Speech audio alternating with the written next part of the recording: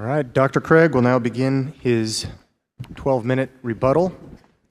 Timer, go ahead and begin when he begins to speak.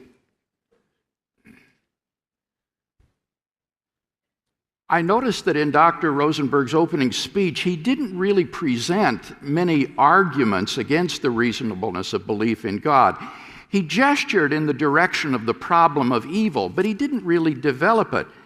The problem is that that argument is based upon controversial premises, such as that if God is all-powerful, he can just create any world that he wants, and that if God is all good, he would want to create a world without evil. And neither one of those is necessarily true, and that is why among philosophers, even atheists, the logical version of the problem of evil is widely rejected. So what Dr. Rosenberg needs to show is that it is impossible that God could have morally sufficient reasons for permitting the suffering in the world, and until he does that, he hasn't even begun to offer a problem of evil that disproves theism.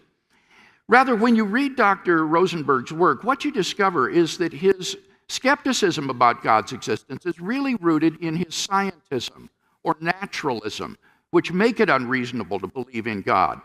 But here I think it's absolutely crucial that we distinguish between two types of naturalism that Dr. Rosenberg tends to blur together. Epistemological naturalism, which says that science is the only source of knowledge, and metaphysical naturalism, which says that only physical things exist. Let me say a word about each one of these. First, with respect to epistemological naturalism, I want to make 2 points. First, it's a false theory of knowledge for 2 reasons.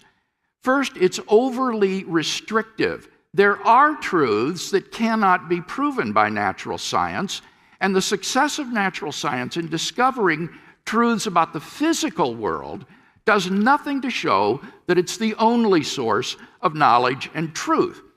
Secondly, it's self-refuting. The statement, natural science is the only source of knowledge, is not itself a scientific statement, and therefore it cannot be true. For these 2 reasons, epistemological naturalism is a false theory of knowledge that is widely rejected by philosophers. But leave that point aside. The really important point for tonight's debate is the second, that epistemological naturalism does not imply metaphysical naturalism. A case in point would be Willard Quine, the most famous epistemological naturalist of the 20th century. Quine showed himself to be commendably open to the reality of non-physical entities. He wrote, "If I saw indirect explanatory benefit in positing possibilia, spirits, a creator, I would joyfully accord them scientific status too, on a par with such avowedly scientific posits as quarks and black holes." And in fact, Quine was as good as his word, for he did posit the existence of immaterial, non-physical objects, namely mathematical objects like sets. Quine's case shows that the epistemological naturalist need not be a metaphysical naturalist. But secondly, my arguments for the existence of God. Many of my arguments do just what Quine said. They show, on the basis of scientific evidence, the explanatory benefit of positing God. And so they are acceptable to the epistemological naturalist. The epistemological naturalist can, and I think should be, a theist. So the real issue in the debate tonight is not epistemological, but metaphysical naturalism. And Dr. Rosenberg hasn't given us any reason to think that metaphysical naturalism is true. So, what can we say about metaphysical naturalism? Well, again, I want to make 2 points. First, my arguments for the existence of God show that metaphysical naturalism is not true. There is a personal, transcendent reality beyond the physical universe. But secondly, I think that metaphysical naturalism is so contrary to reason and experience as to be absurd. And in the following arguments, the first premise in every case is taken from Dr. Rosenberg's own book. So, first, the argument from intentionality. According to Dr. Rosenberg, if naturalism is true, I cannot think about anything. That's because there are no intentional states. But 2, I am thinking about naturalism, from which it follows 3, therefore, naturalism is not true. So if you think that you ever think about anything, you should conclude that naturalism is false. Second, the argument from meaning. According to Dr. Rosenberg, if naturalism is true, no sentence has any meaning. And he says that all the sentences in his own book are in fact meaningless. But premise 2, premise 1 has meaning. We all understood it. And therefore it follows that 3, naturalism is not true. Third, argument from truth. According to Dr. Rosenberg, if naturalism is true, there are no true sentences. And that's because they're all meaningless. But 2, premise 1 is true. That's what the naturalist believes and asserts, from which it follows 3, therefore naturalism is not true. Fourth, the argument from moral praise and blame.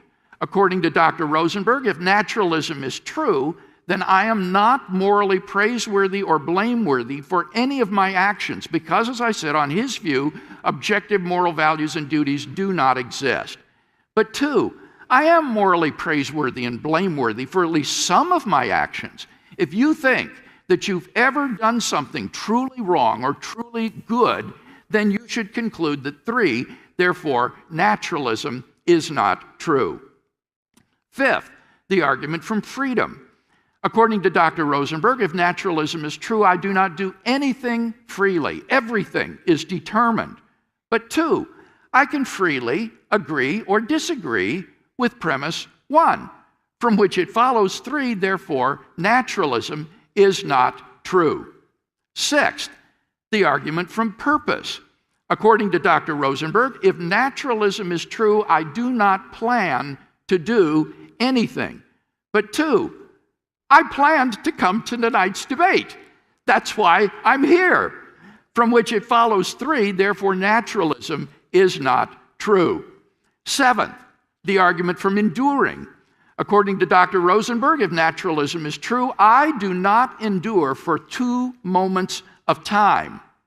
But 2, I have been sitting here for more than a minute. If you think that you're the same person who walked into the room tonight, then you should agree that 3, therefore naturalism is not true.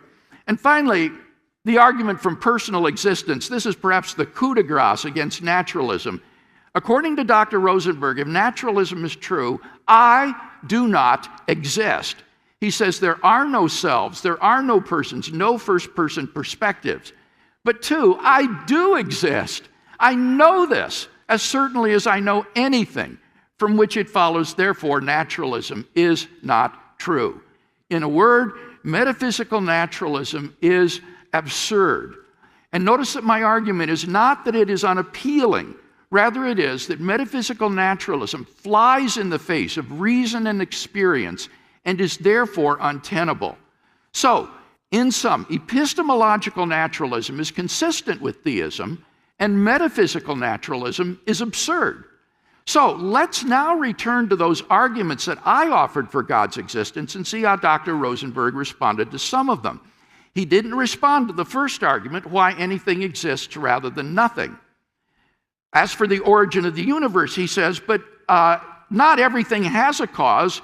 In quantum mechanics, virtual particles come to be without a cause. Notice that he misstates the first premise, which is that the universe began to exist, and then the second, if the universe began to exist, the universe has a transcendent cause. That's because the universe can't come into being out of nothing, and virtual particles don't come out of nothing. They come out of the quantum vacuum, which is a sea of roiling energy. Moreover, in quantum mechanics, it's not clear that these entities are in fact uncaused. There are deterministic interpretations of quantum mechanics, according to which the behavior of these particles is fully determined. And finally, number 3, I would say in response to this, that on the origin of the universe, you have to believe the entire universe could come into being from non-being in order for it to come to exist without a cause. And I think that takes more faith than belief in the existence of God. He didn't reply to the argument about the applicability of mathematics in the world. As for the fine-tuning argument, he simply appealed here once again to the multiverse hypothesis. But I refuted that in my opening speech. If we were just a random member of a multiverse or world ensemble, then we ought to be having totally different observations than the ones that we in fact have. And therefore, that's why physicists like Roger Penrose have concluded that multiverse hypotheses are impotent to explain the fine-tuning of the universe. He says perhaps you could have another basis for life, like silicon. What he doesn't appreciate is that in the absence of fine-tuning, there wouldn't even be matter. There wouldn't even be chemistry, much less stars and planets where life might evolve. So I don't think he really understands the extent of the fine-tuning of the universe and the catastrophic consequences that would ensue if it were not finely tuned. Intentional states of consciousness he didn't respond to. As for objective moral values, in his book, he admits that naturalism faces an even worse problem than the Euthyphro dilemma. For the theist, the Euthyphro dilemma is easy to solve. Namely, you craft a third alternative, that God himself is the good, and that his commands are necessary expressions of his moral nature. So they are neither arbitrary, nor is the good something external to God. But on Dr. Rosenberg's view, there is no basis for moral value or moral objectivity, and that's why he is a moral nihilist who doesn't think that anything is truly right or wrong. As for the resurrection of Jesus, he just doesn't understand, I think, the credibility of the New Testament documents in this regard. You can't compare them to Joseph Smith, which were probably lies, or to Muhammad's ascension, which is probably a legend, because in this case we are dealing with early eyewitness testimony that is not the result of conspiracy or lie. These people sincerely believed what they said, and that's why most historians accept those three facts. And therefore, the naturalist has got to come up with some alternative explanation. You can't indict eyewitness testimony in general and then use that against a specific case. You'd have to show in the specific case of the Gospels that this testimony is unreliable. And that is not the opinion of the majority of historians who have investigated these documents. So, for all of these reasons, I think his metaphysical naturalism is wholly unreasonable, whereas theism, by contrast, I think is eminently reasonable and plausible.